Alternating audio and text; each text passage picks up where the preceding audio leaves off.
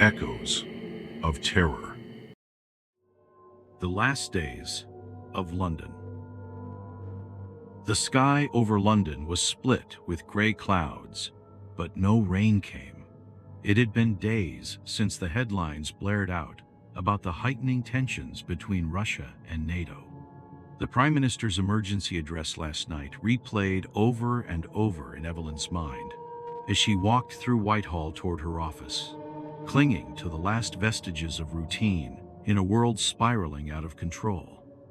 The war had felt distant until today. Londoners still rushed to catch their buses, spilled out of pubs into cobblestone streets, and went about their lives with the grim resolve of a city that had weathered wars before. But this war, with its threats of nuclear annihilation, felt different. Evelyn noticed the subtle cracks in London's facade, soldiers stationed on corners, makeshift barricades near government buildings, and the grim announcements whispering through radios. It was just before 3 p.m. when the first warning sirens pierced the air. They wailed with a sharpness that froze Evelyn mid-step. Across Trafalgar Square, pigeons took flight, startled into chaotic patterns. The sound rippled across the street like a chain reaction, everyone's head snapping upward. In the distance, Big Ben stood silent against the horizon, a silent witness. Around her, murmurs started. Someone's phone blared an emergency alert. Evelyn scrambled for hers and saw the words she never thought she'd see. Emergency alert. Imminent attack. Seek shelter immediately. Gasps and whispers quickly turned to screams. People began running, spilling into roads, dodging honking cars and buses that screeched to a halt. Evelyn clutched her phone, trying to call her father across town, but the signal wouldn't connect. She spun in place, trying to focus through the cacophony. The impossibility of survival crashed into her. This wasn't a fire drill or a false alarm. A bright light streaked across the sky, then another. They arced toward the south, and Evelyn's stomach sank. These weren't planes. These were missiles. The realization hit her like ice water. The city plunged into chaos.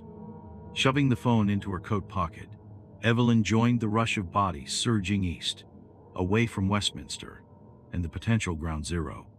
Her apartment was 3 miles away, just off Camden, and might have enough of a buffer if she could reach it. She dodged a man shoving his bicycle through the crowd, nearly colliding with an elderly woman who looked lost and dazed. Across the street, a mother pulled 2 crying children into a cafe, likely thinking its basement would protect them. Sirens blared anew, louder, deafening.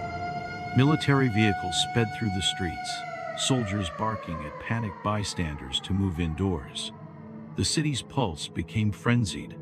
Car alarms blared as people abandoned their vehicles entirely, some bolting into the tube stations while others pounded at locked doors, begging shop owners for shelter.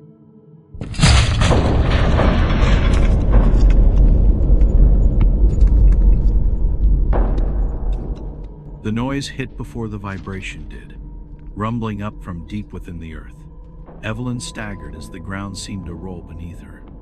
On the horizon, an orange and black plume clawed into the sky, burning so bright it outshone the sun. Screams erupted around her, deafening this time. That wasn't London. It had to be further south, maybe Croydon or a nearby military base.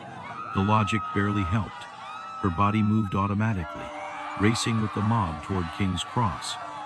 "Evelyn! Evelyn!" someone screamed. She turned.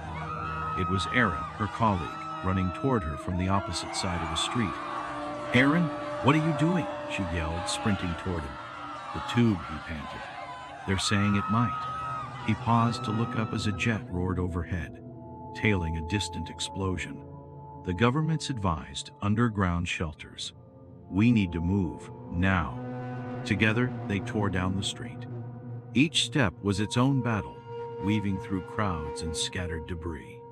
Evelyn's ears rang constantly. She heard nothing clearly except her own breaths, too fast and shallow. They reached the entrance to King's Cross. It was already packed. Hundreds crammed into the underground, rushing into tunnels that felt darker than she'd ever remembered. People shouted directions that no one followed. Evelyn was shoved against a family clinging to each other, as though their bodies could form an unbreakable shield. Above ground, another series of blasts sent tremors deep into the ground. A thick, acrid smell filled the air, a cocktail of burning fuel, sulfur, and something metallic. Evelyn felt it in her nose, her throat, her chest. Each breath came harder than the last. Her heart sank when she realized what it was.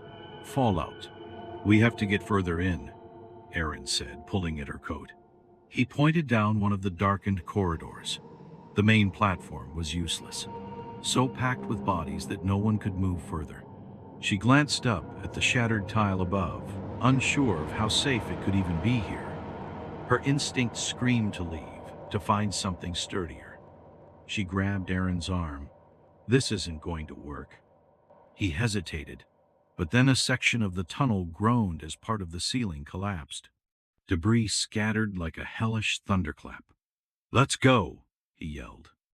Back on the surface, London looked like the end of the world. Dust hung in the air, making it hard to see more than 50 feet ahead.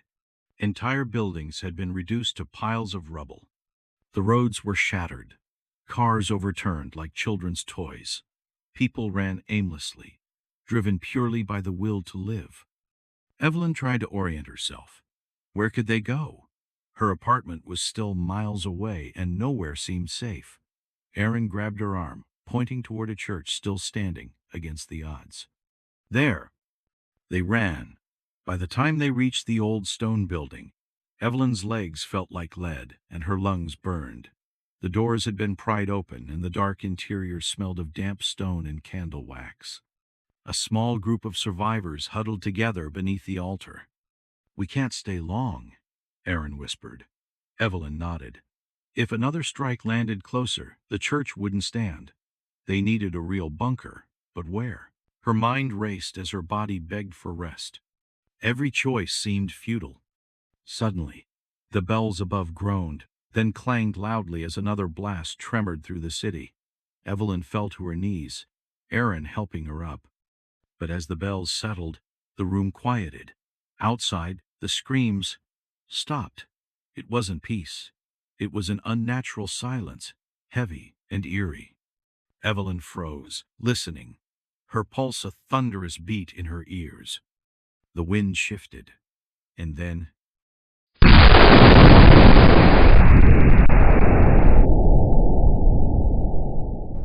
a massive explosion detonated nearby, the shockwave tearing through the fragile air.